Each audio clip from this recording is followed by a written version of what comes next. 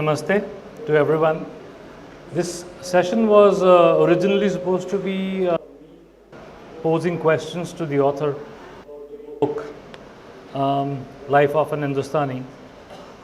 But author Shiv Kunal Verma fell ill, hospitalized yesterday, so he couldn't make it here.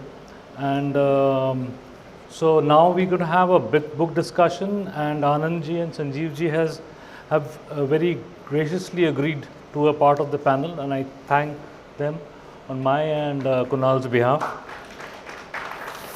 for doing it at such a short notice.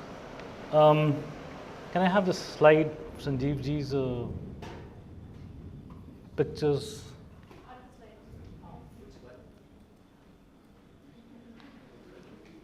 He'll have to speak into the mic. He'll lower the mic also. Yeah, can you guys hear me? Yeah.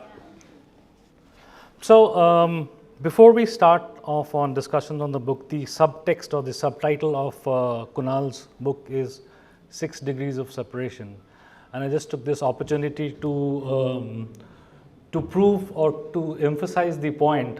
This is a picture from Sanjeevji's recent book, Revolutionaries, and if you look at it carefully, you'll see that the school's name is Bengali Tola School in Varanasi, Benares, established in 1854 by Sanjeevji's family. And by an amazing stroke of coincidence, this is also the school where my father, who's 92 now, studied right up to the 10th standards, and the plaque that is next are the names of some of the people who gave up their lives, some of them just 16, 17-year-olds, seniors to my dad, and some of the teachers of my dad. And after almost 80 years, both of us from the same family are on the same podium. So that was just a aside.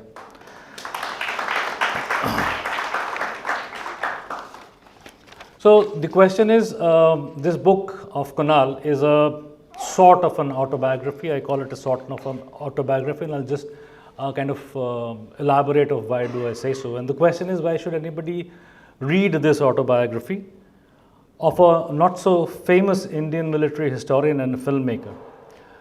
Because from where I see this book, almost 80% of the book, or maybe even more, is what can be termed as contemporary history. Kunal, through his life as a journalist, as an author, and as a filmmaker, was eyewitness to some of the most iconic incidents of our country since the 70s and 80s. And if you take his father's stint into consideration, who was a major general in the Indian Army, then even the 62 war and the 65 war and the 71 wars. And each and every page of this book is replete with incidents where Kunal has gone ahead and not pulled any punches. And some of the chapters, we were, as publishers, were very a little scared that maybe we'll get lawyers' notices and stuff like that. So far, it hasn't happened. It's almost 5 months now.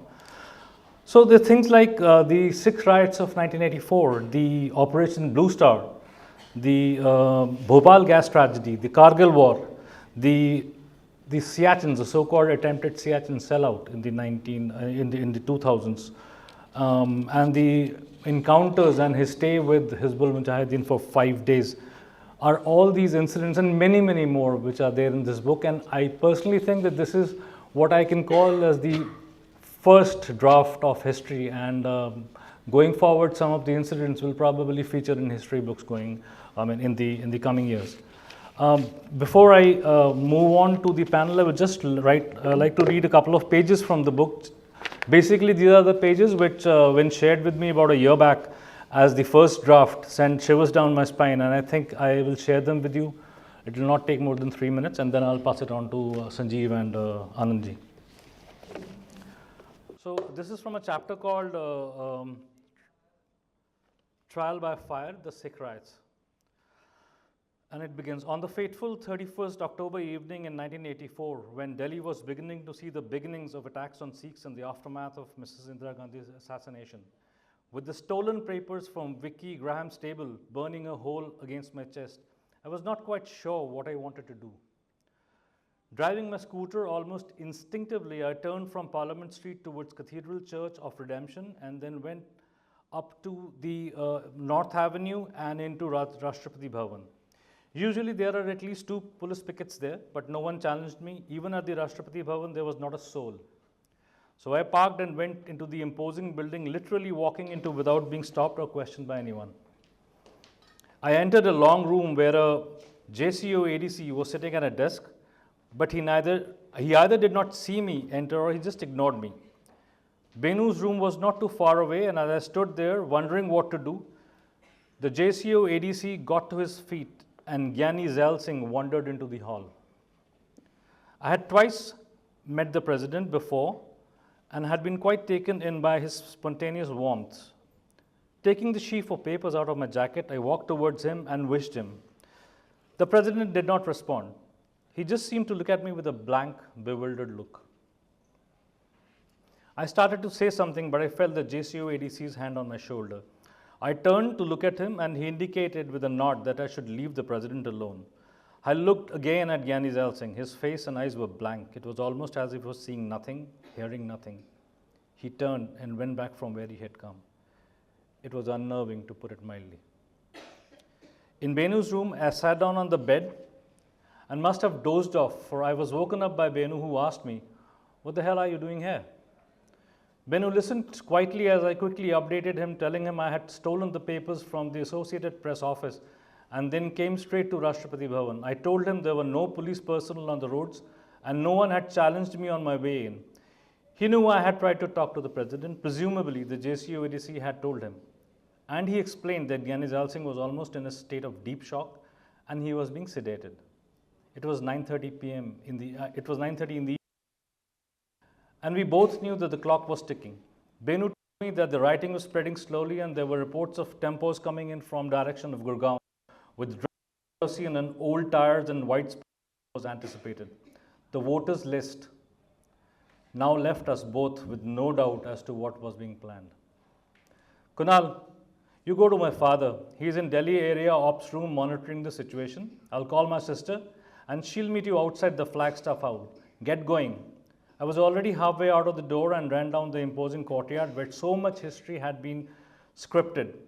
My trusted Vijay Super fired at the first kick and I was again racing down South Avenue right, then left, Teen Murti through to Kautilya Marg. All these areas were completely deserted.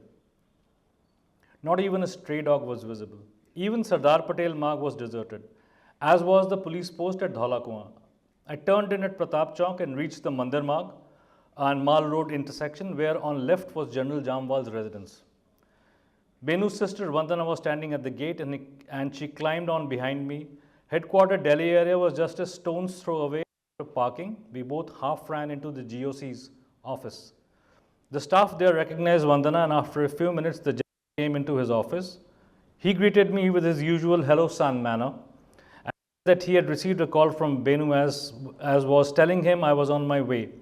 "Where is the fire?" he asked. I told him it was spreading, and even though South Delhi roads were still clear, there was already a pall of smoke around Ring Road. I handed him the sheaf of papers without comment. The general sank into his chair and started to glance at the sheets. Putting aside the page he had already seen, he probably ran through a dozen pages, after which he looked at me and said, "Where did you get this?" General Jamwal knew I was a journalist, but for some reason I felt I could not implicate Associated Press. I said I could not tell him where I got the papers from, but this seemed authentic enough. The general looked at me and looked at a few more pages, then called his ADC. "Take Vandana home, take my car." Vandana in turn looked at me and nodded and left. General Jamwal sighed and leaned back in his chair. He was looking at me and I presumed he was working out what course of action to take. When he spoke, I couldn't believe what I was hearing. "I cannot do anything. I do not have the mandate. Or, for that matter, the troops." I looked at him incredulously. He collected the papers and deliberately folded them back in their original shape. I extended my hand expecting him to return them to me, but he instead opened his drawer and put them away. "Leave this with me, son," he said again, shook his head. "I simply have no troops in Delhi." This was too much for me. I said that was not true, for I had seen at least 2 infantry battalions come down Ring Road earlier in the evening. Besides, 35 Infantry Brigade was in Delhi and 9 Infantry Division was in Meerut. Get them, I implored. And then I added, there are enough Sevadars in Delhi cantonment who, even if armed with sticks, can stop any rioting by just their presence. Just a flag march in Tilokpuri, sir. Whoever these guys are, they will think twice once they see the army. Jambal was now clearly irritated. His entire body language had changed. There are no troops in Delhi under my command, he said. His voice still measured. Son, you have had a long night. You got the papers to me, now go home. He then got up and left his office, leaving me to find my way out. I was devastated. Over to you, Sanjeev Ji Anand.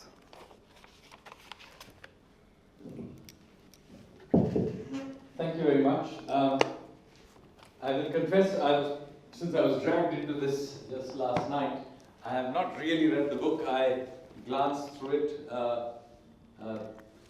in between the last few sessions. So I've only read bits and pieces, but I've got a sense of it. It's really about, well, it's a journalist's life, but a remarkable, interesting life, where he has done a lot of things and been eyewitness to. Of course, you talked about the Sikh riots, but many things, the Kargil War and many Siachen and all those kinds of things. So, I mean, it's a book I'm definitely going to read through more carefully after this. But since you specifically used this example of the Sikh riots and how it was in some ways carefully crafted, many of the things that are actually blamed on Prime Minister Modi in Gujarat actually happened during the Sikh riots. And there is more than adequate evidence of this. What is even more interesting is that this was not the first run of this behavior. Exactly the same thing had happened to the Brahmins of Maharashtra after Gandhi's assassination. And so that is also interesting how this is quite systematic, and one should begin to ask the question whether it had something, the whole thing has something to do with these specific communities and their histories. I had in my talk talked about what had happened to the Maharashtrian Brahmins. You just talked about what happened to the Sikhs. Let me tell you about what happened to the Bengali Hindus, not just after partition, but what happened to them in India. I don't know if Deep is still here in the audience, but he's written a fantastic book about Mari Jhapi massacre. So let me tell you a little about what that was all about. Most of you will be aware that in 1970-71, there was large-scale ethnic cleansing and genocide in what is now Bangladesh, but was then East Pakistan. In that, there was 3 million, mostly Hindus, were killed. Muslims were also killed. There were many nationalist Bengali Hindus, Muslims who were also killed. But the bulk of that 3 million were Bengali Hindus. And about 10 million of them came into India as refugees in various places. Now, after the war was over, many of them did not want to go back home, because in fact, many of those massacres had not been done by the Pakistani army, but by their own neighbors. So there was this real problem. Now, what was the political organization that these people could turn to? The Congress was not very wildly keen on dealing with them for their own political reason. So they reached out to the one organization or only political party that had some interest in their existence, and which was a party that many people now forget, is called the Revolutionary Socialist Party. Okay?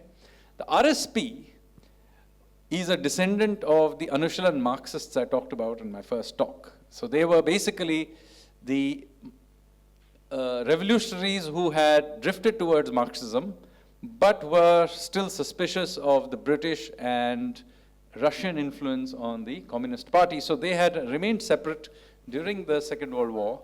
They had not collaborated with the British. And then, because their hub was East Bengal, they had then converted themselves into something called the Revolutionary Socialist Party. Now, after independence, many of these people had got stranded in East Pakistan. So now that these 10 million people were in India, there was no party to organize them. So the only party to which they could sort of turn to was the Revolutionary Socialist Party. And so the Revolutionary Socialist Party did begin to organize some part of these 10 million Hindus who had decided to remain back. Now, as a part of the settlement of these millions of people, many of them were sent off to Dandakaranya. And now, of course, they were not used to the climate, they didn't like to be, and many of them wanted to be put back at least to West Bengal, where there was some cultural affinity. So, in 1977, the left alliance came to power in West Bengal, led by the Communist Party of India, Marxist, CPIM, and Jyoti Basu became the chief minister. Now, one of the important parties of that alliance was the RSP. And the RSP basically encouraged the CPIM to basically invite these guys who had been sent off to faraway places like Dandakaranya, these refugees, to come back to West Bengal where they would be put up. Now, these rumors were then spread around in these refugee camps, and some of them began to move back. But of course, no arrangement has been made for them. So ultimately, some of these guys, encouraged by the RSP, ended up on an island near the edges of the Sundarbans called Morijhapi. And they began to just settle there. Lakhs of them, 2-3 lakhs of them just came and began to settle there, set up villages, began doing all kinds of things, fishing boats and all kinds of other things, and they began to settle there. Now this is the point at which how dirty politics takes place. Jyoti Basu realized that this sudden influx of RSP supporters would change the dynamics of what had otherwise been a CPM area. So he then basically surrounded the island, cut off food and water. By the way, there was not adequate water also on that island.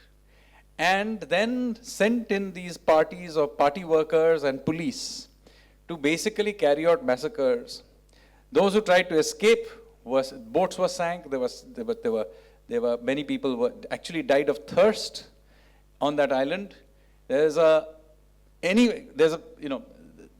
difficult to guess how many people died.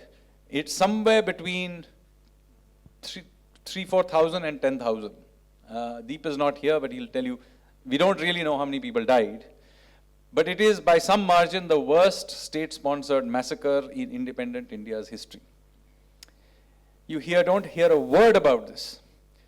Of course, the RSP, which should have stood up for its own, did absolutely nothing. And one of the reasons the RSP basically disappeared in Bengal because their whole image was that they had been revolutionaries, etc. They were shown up to be essentially cowards, and so consequently the party basically withered away. But I'm telling you this story because effectively what is mentioned here by Shiv is what he saw happen to the Sikhs, who were also an important part of the revolutionary movement.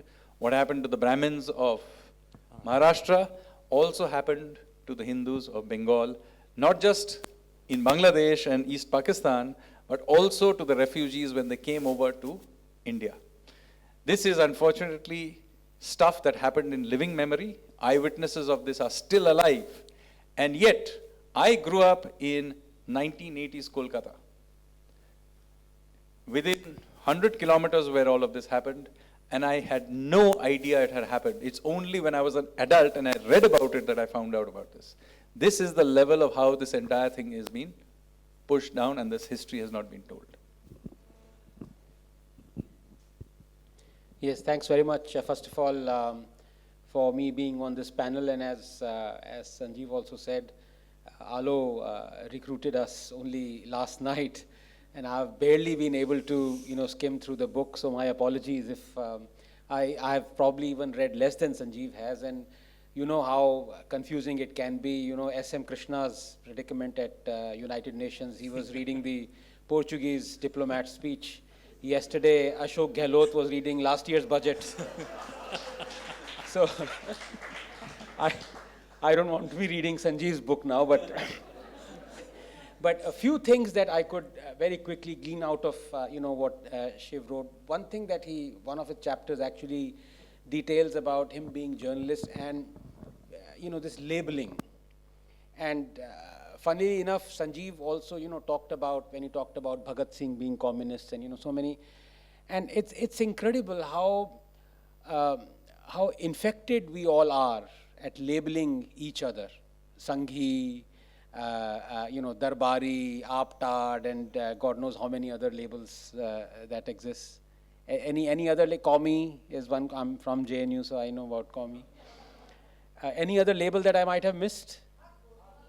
Bhakt, yes, Bhakt is one, yes. I used to get very perturbed when I was called Sangi and Bhakt, not anymore now, I take it as a Andh-Bhakt, yes, Bhajan Mandali, Bhakt, all those things, yeah. But and especially in the context of what Sanjeev said in his, during his short speech, was that India's largest trade union, AITUC, which is a communist trade union, its flag is a red flag with hammer and sickle. Do you know who founded it? Lala Lajpat Rai. So, this notion of who is a communist, who is a Sanghi, they were so superfluous then. And to be very honest with you, this whole thing about the communists, nothing was known about how treacherous the commies are. Sorry if I'm, please don't quote me out of this room because I have to go back to JNU. And the fact that they killed 100 million people, they hadn't committed all those crimes at that point of time. Nobody knew about, the real, how the mind of Lenin ticked. Nobody knew that Stalin would go on to kill 10 million people. In fact, not until 1960s when Khrushchev himself talked about the truth about Stalin did people get to know about Stalin. And even now, believe it or not, you go to YouTube, some JNU professors still do not believe that it was Khrushchev who was telling the truth about. They say that it was CIA's someone who had actually planted that thing, and the words, the lip movement is of Khrushchev, but the words are of CIA. I'm not joking. That a JNU professor could think this could happen in the 60s is really incredible. But the fact is nobody knew. And I dare say if you were to, it's such a, ambrosia of, utopia, and everyone was taken in by this whole wind called communism. I dare say, half of this hall would be communist in the 1920s. I certainly would be because I'm from JNU. 1920 is not many people knew about communism. Yeah, but Bhagat Singh was, 20s, right? So. Yeah, so, during that time, and so, to take pride in the fact that Bhagat Singh was a communist and everyone else wasn't, or, he was not a communist, at that point of time, the labels simply had no meaning whatsoever. Right now, yes, I can say with some certainty that labels do go on to identify, a particular proclivity, but then again, because Shiv is a journalist, I would like to perhaps even ask Sanjeev and you, or throw it open to the thing that how, when we constantly talk about, how polarized the electorate is, or, the voters are, do we spare a thought about how polarized our journalists themselves are? They are the people who are supposed to give us the news absolutely objectively.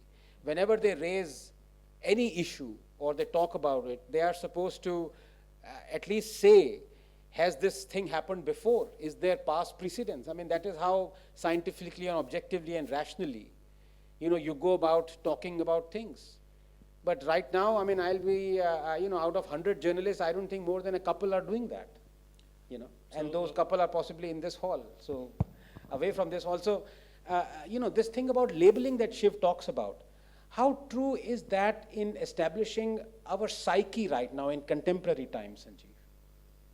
For a start, are you a Sanghi? Yeah, maybe. Who never went to a shaka, as a famous book now says. Well, it depends what you mean. As I said, even those labels tend to be, you have to be very careful about them.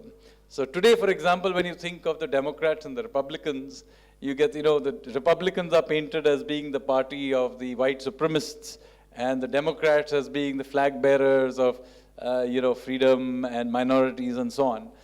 Do remember that in the Civil War, it was the Republicans who represented the North and were anti-slavery. It was the Democrats who were trying to continue slavery. Do always remember that these labels can be very misleading. They change in flavor at various points in time. The ideas may not. There were white supremacists then, and there are white supremacists now as well. But labeling can be quite messy, and I think I mentioned this earlier as well. When you talk about the right and the left in the 1920s, or you talked about socialists, socialism or the left simply meant people who were anti-colonial or basically anti-establishment. So ironically, in his own book, Netaji writes about how the Lal Bal Pal trio are leftists. And he talks about Gandhi, etc., as being the rightist, i.e. they being in favor of the current establishment. So there are these kinds of labels that get thrown about. But my own sense is that it is not, I'll also not be too harsh about using labels in the sense that it is a useful shorthand when having casual conversation, but it needs to be taken into context of the times.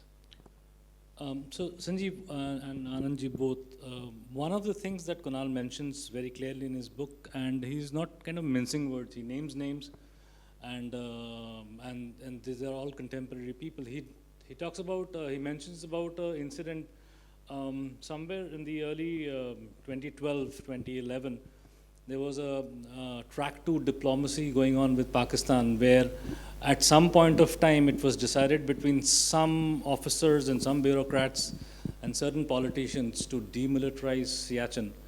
Kunal, along with some of the serving military officers at that time, fought it tooth and nail. And I think during one of the launches of this book by Professor Debroy, he did mention very guardedly that he checked with certain people in the government at that time whether how true it was. And Professor Debroy said that he did not get a no for an answer. So would you guys be able to talk anything about what would have happened to Siachen, or what your take would be if we were to demilitarize it today or at any point of time? Well, I don't know what happened. I haven't studied the particular subject, and I didn't ask anybody about it, so I'll go with whatever Shiv Kunal has to say. But I will make a larger point. There remains, and has been for a long time, as I said, we can use now in a modern context a collaborationist class in India, which always wants to do this compromise because of a few plates of biryani in Lahore. And I have never understood this. This is very well ingrained even to this day in certain parts of the bureaucracy. And because I now have a somewhat bad reputation, people are now more careful about conversing about and expressing themselves about this. But even as recently as 2017-18, when I had just joined the government, and my somewhat militant views may not have been as fully known in the system as before, I would routinely come up with, this kind of conversations in, casually. That was the conversation at a certain arena, let's say in IIC or in a dinner party, etc. This was the default to which everybody says. So even if you agreed with something else, you had to first defend it against this general default. And I would love to find out why this collaborationist default happens. One of my theories is partly it has to do with the continuation of the collaborationist class after independence as being our upper middle class, intellectual class. That may be part of the story.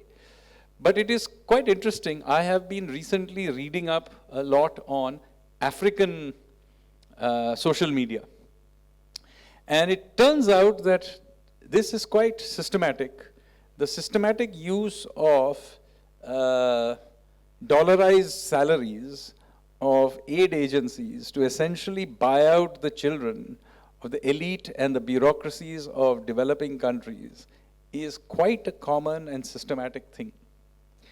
And so therefore I would argue that this triangle of Khan Market, Lodhi Road, and IIC, and all the institutions that are there, and the systematic buying out over time of our elite, even after independence, including systematically incorporating even new blood into this collaborationist class, is something that is not generally happening. It is something that is done systematically with a certain sort of intent in mind. I know only one person who dines at Khan Market, stays at Lodi Road, and is an ISC member. No. As it happens to me, I don't. No, but you know, when you talked, it's a very important issue that you talked about, and it's very closely knit with journalism. And of course, these are layman's opinion. And before I came into public eye, I would have said, I'm sorry, I don't have enough expertise to talk about it. But then in Fellini's 8.5, you know, the main protagonist Guido says, gets up on the rostrum and says, I have nothing to say, but I'll say it anyway. So like that, I'll give you my opinion right now. A lot of journalists were hankering for this track 2, track 1 diplomacy with Pakistan, especially after the bus ride. And I remember the same time, you know, 2010, 11 and everything. And Sanjeev asks a very important question, which is, why would you do it? What is your incentive? I mean, surely they were rich enough, and you know, chai samose ke liye, biryani ke liye koi Lahore kyun jayega? Yahin Kareem mein kha lega, you know. So why would you do it? Is it by habit, or is it by actually an anti-India agenda, bit by bit, brick by brick? And I really don't know the correct answer to that, and I think it might be the latter, because there are some people who you can see through their agenda within 5 minutes. And then you know they would never work for India, they would never be for India, they would never work for Indian interests.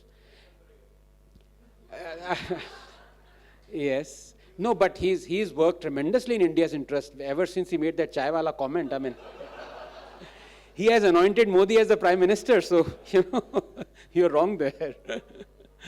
No, but I mean, I meant Gilani, Saeed Shah Gilani, because you're talking of Pakistan, Kashmir and all that. And the reason why I say this is because you've seen so many editors, journalists, you know, be so close to Gilani, go and have chai with him, biryani with him and lunch with him, call him on conclaves.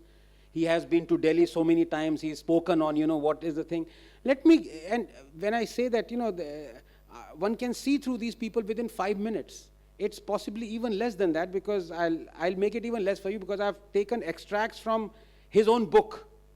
And I want to read those out because it'll become very clear, you know, why people still hanker to talk to these people. So these are extracts from Gilani's book, Naya-e-Hurriyat, right?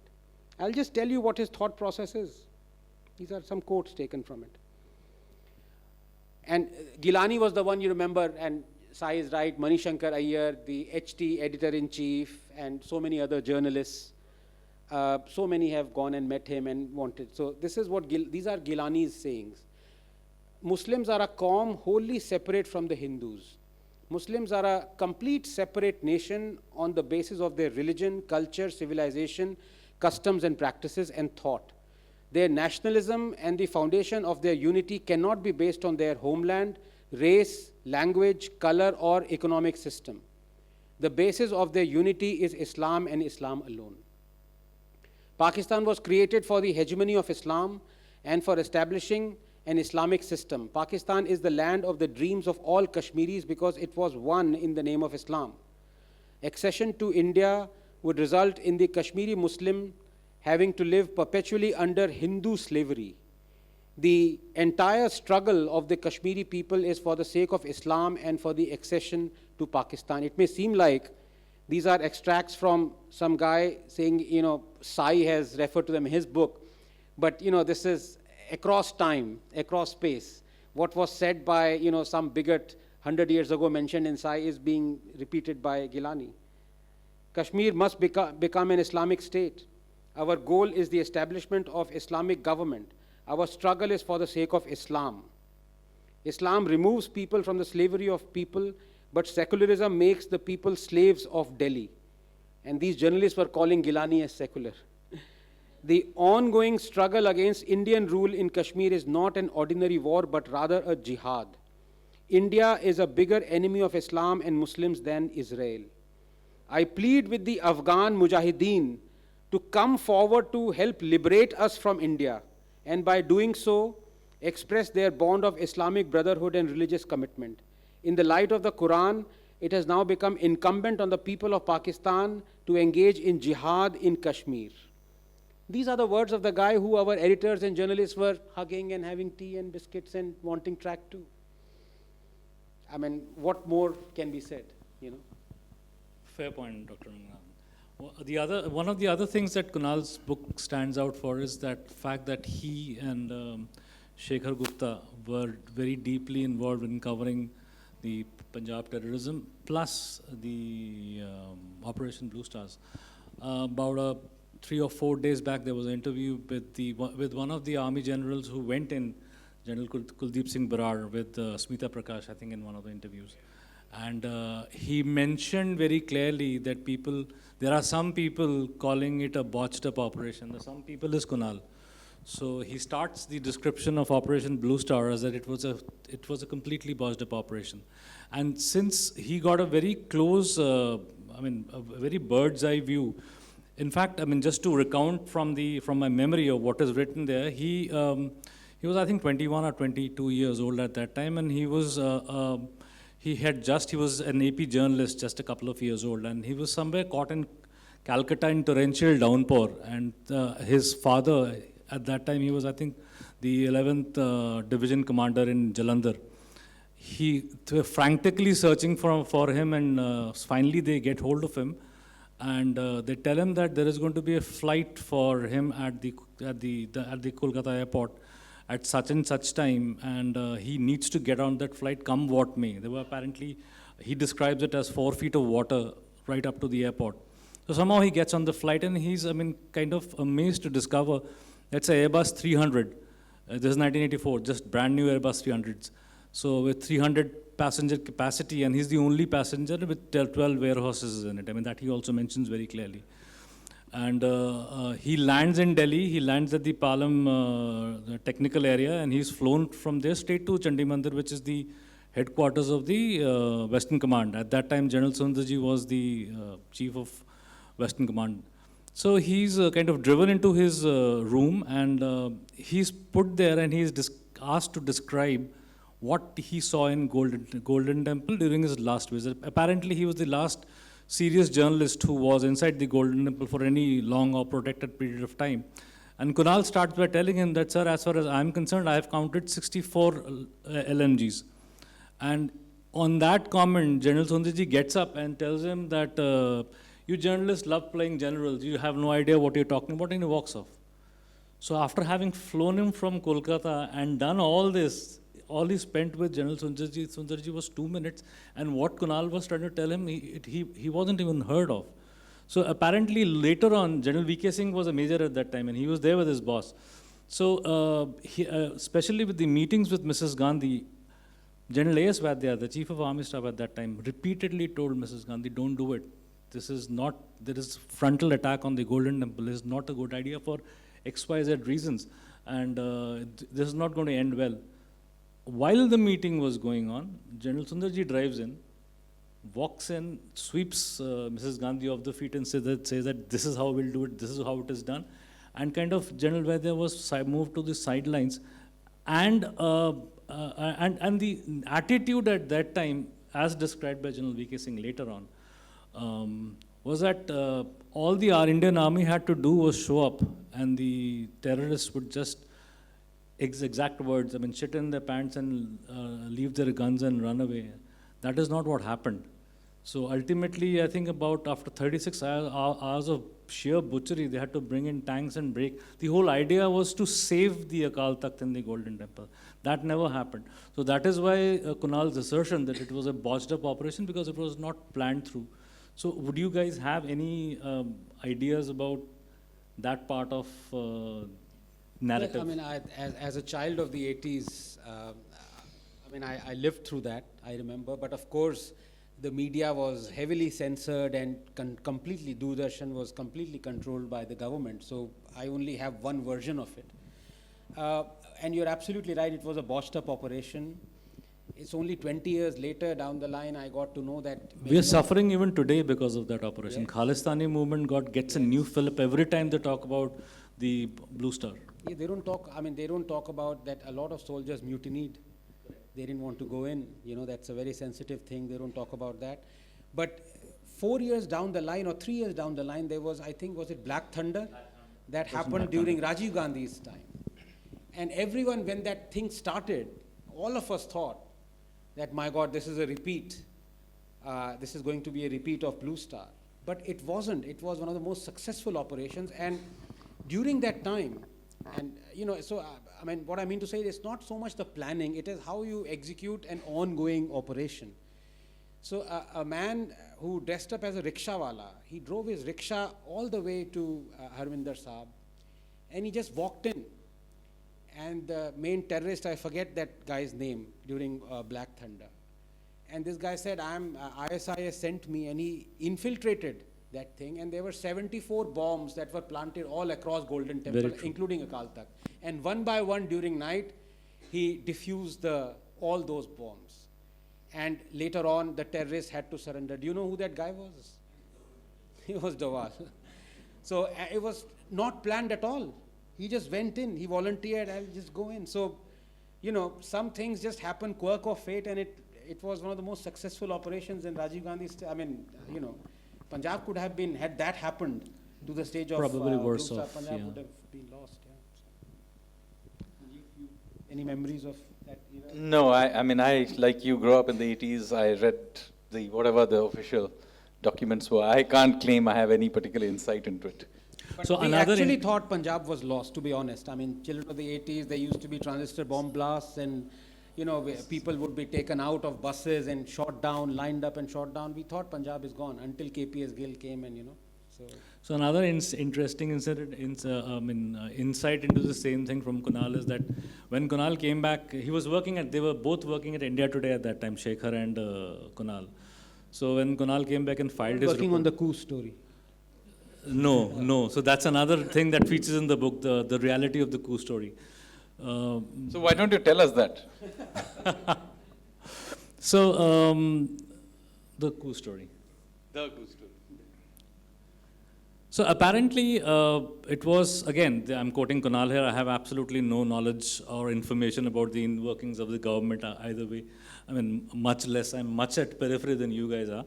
But according to Kunal, one of the this was kind of a planted story, and Kunal walked into Shekhar's room on 5th or 6th of May when the story was kind of published, and challenged him that why would you tell such blatant lies? Because for a very simple reason that these exercises, I mean, what was the accusation? The accusation was that on 31st of January, early morning, there was a armored regiment moving from Hisar towards Delhi, which is basically what they were trying to do is measure how much time, depending upon what kind of obstacles you take to reach from point A to point B. Basically, just an annual exercise of armored corps.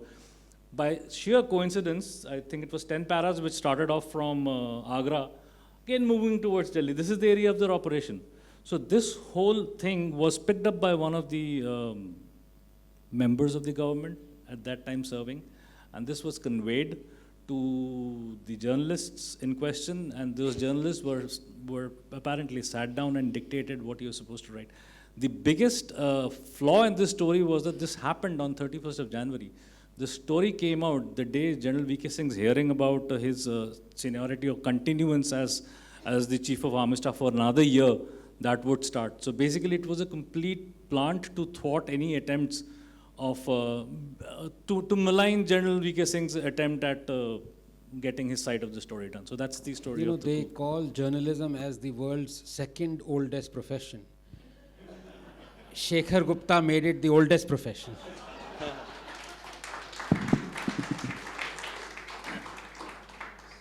Why don't we open it up to questions? That might be more fun. Yeah, there's a gentleman right at the end.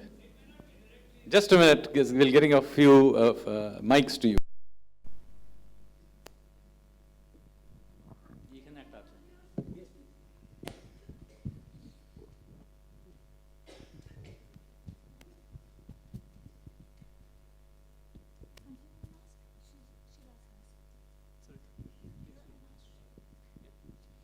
So this may not be directly related to the topic or the book you were reading, but because you, Sanjeev Sanyal, is from Economic Advisory Council, I think I have the liberty to ask or get some kind of, thinking of the government in terms of, the floods that we saw in Pakistan in the last few months back, and it is a combination of several factors. It's not about the book. Yeah, that's only about the book? Yes. Okay, then I don't have it.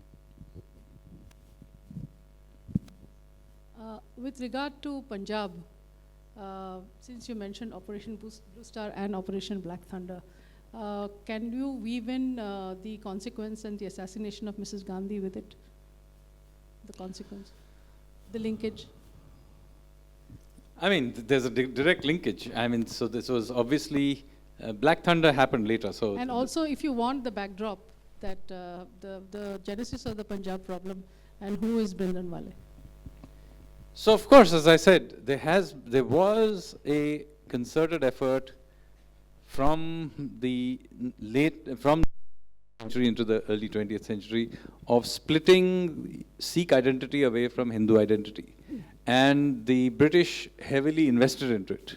Interestingly, so that I go back a little bit more, do understand that the first attempt of the British to wean away the Sikhs was not to emphasize Sikh identity, but was in fact to Christianize them.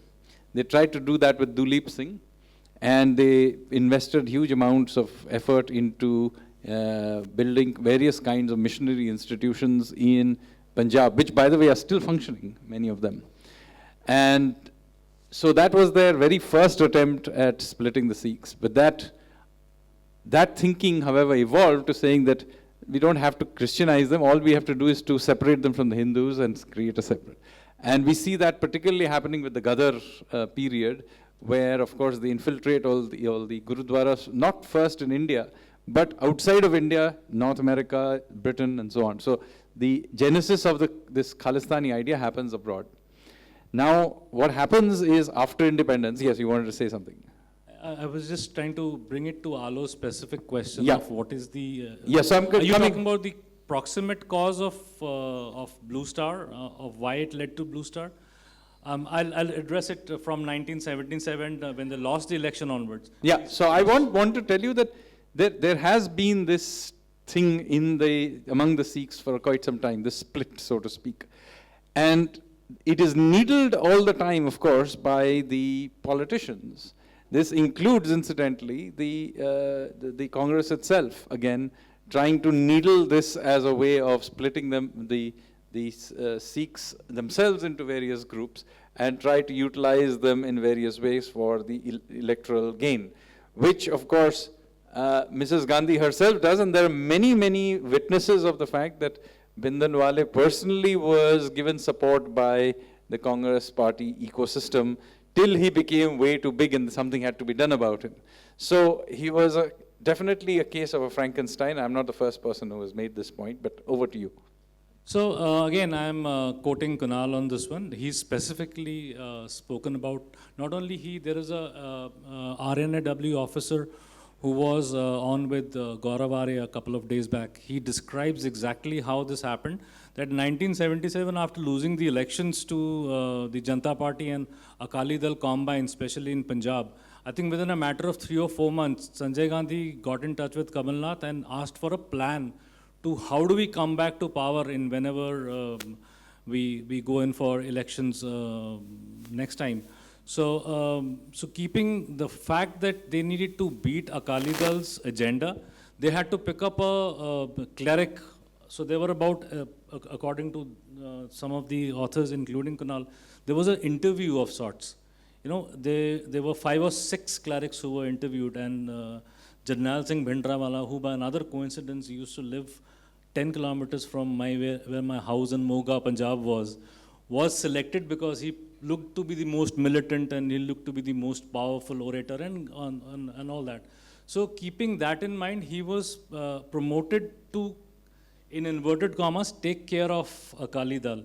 And I think within a matter of 3 years, he just went out of hands. And there were 2 or 3 opportunities of arresting Bhindranwale, once in Hisar, another town in, another time again in Haryana, where it is rumored that the British SAS services guidance and consultancy was also needed so that they could do a helicopter drop and pick him up. But at last moment, all these operations were cancelled by Mrs. Gandhi, and he was kind of he kind of ballooned into a massive Frankenstein, and then we end up with Blue Star. Does that answer your question, Alo? You have 5 more minutes. I want to ask a question. Just one question, and this connects to Mr. Sanyal's point about the British attempts at Christianizing the Sikhs in Punjab. Are we looking at a similar situation now? And is Punjab worse today than it was before, thanks to an irresponsible state government and the infusion of drugs and the normalization of the Khalistani sentiment, especially after the events of 26th of January 2021? What do you think of it? Again, my tractor parade. Personal views. I'm not a journalist. I will just say a couple of lines and then pass them on to Sanjeev and Anandji. Since I grew up in Punjab, I have seen Punjab from 1970s onwards. I was bang in the middle of the terrorism. My college was about 2 kilometers away from the... So many people don't know this, but on 6th of May 1984, the dress rehearsal for Blue Star was done in a Gurdwara in Moga. So there were about 30 odd deaths, and a couple of CRPF and army people also got killed. So from that perspective, what I saw with my own eyes at that time was far worse in terms of optics. The fact that my college was shut down and there were about 300, 400 people who were arrested from my college for being followers or for being the militant followers of Janal Singh Bhindranwale. What I see now is a much more sophisticated attempt that is going on, and it is kind of permeating very deeply. What the difference in 1984 militancy was that if you, for example, in Kashmir, the militants would, I mean, pardon me for saying this openly, militants would pick up women and kind of trade them, take them over to POK, sell them over there.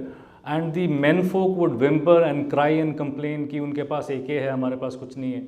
But they will do nothing. Similar things if they were, or when they were attempted in Punjab, one of the parties would die.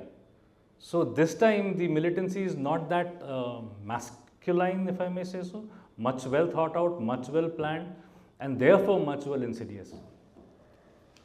There's no doubt that there is this continuous use of multiple levers, particularly now outside of India, in various ways to instigate Punjab in various ways. For example, you will go, if you go to where Valmiki's ashram used to be, where Love, Kush, etc., by the way, just outside Amritsar.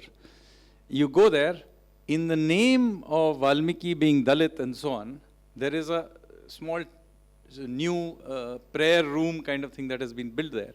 And ironically, when I visited there a few years ago, the lecture, the sort of pravachan that was being given to young kids was that Valmiki was a Dalit hero and he was unnecessarily being, this whole story of the Ramayana has just been thopoed on the Dalit community. And there's a completely different and bizarre story that is wound out about who Valmiki was and what his relationship was with Ram and so on. And just utterly made up. But this is happening where, the Valmiki ashram is. It's not in some vague village. It's a part of the thing. And the same thing is being done with missionaries and evangelists of various kinds. The thing that you just saw with, of course, the farmers' movement and so on. All of these are very well funded, well orchestrated machinery with very close links outside of India. So yes, absolutely dangerous things that are being attempted, and of course now may be encouraged by even domestic political dispensations. If I can just add 30 seconds. I never look at the criminal. I always look at the person whose responsibility it is to get at the criminal. So I don't look at the anarchists, I look at this government, and this government is weak. But it won't be for long. As soon as Modi gets the majority, I think we should be fine.